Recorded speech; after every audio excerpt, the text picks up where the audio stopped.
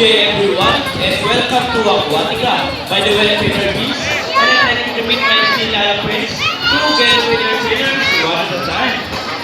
On your left side is the only male South American sea lions that we have here. And according to our trainer, he is the handsome one.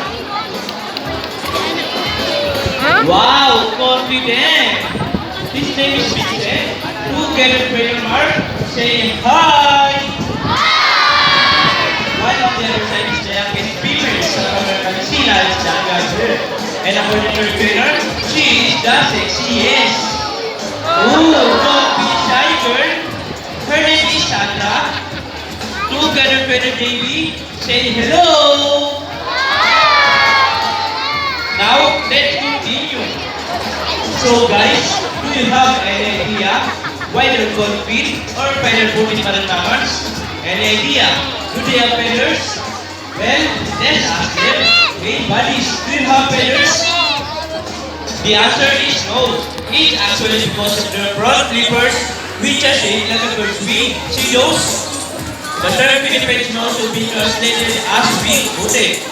Since their flippers do look somewhat like wings. In fact, they appear to fly underwater as they swim from place to place, right, Sandman? And if you know, they're often mistaken like the seals because they look perfect alike.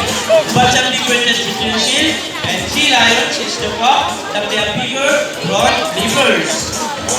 And they can also turn their back flippers, something seals cannot do. As a result, they can walk upright while on land. And that's the fine demonstration. Number 5 plus for our sea lion friend. And you know what guys? They have this long and flexible neck. How flexible? Well, check this out. So flexible, right? Our brother from our sea lion friend. And as you can see, their bodies show over with the fingers, short cords, and their whiskers have the sea lion sense of touch. They contain nerve fibers, which make them sensitive. Ooh, nice man! Hey! They may also use their whiskers to aid in navigation or to detect vibration from beneath the water. And their small external ears give them a good sense of viewing both above and below the water surface. Sea lions, like many mammals, can see well both above and underwater. And they have a keen eyesight but no color vision. In the water, they inhabit waters close to shore, black rocky cliffs with tide pool, and have a preference for rocky beaches. They have excellent climbability, which can easily scale rocky cliffs. Check this out.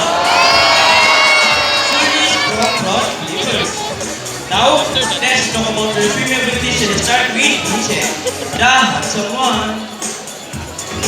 Sea lions can generally cruise at around 11 miles per hour using the rowing movements of their front flippers, while their back flippers are stretched out behind their bodies, functioning as rudder for steering. And that is their normal swim. Nice and easy. Thank you so much, Vincent Trainer Mark.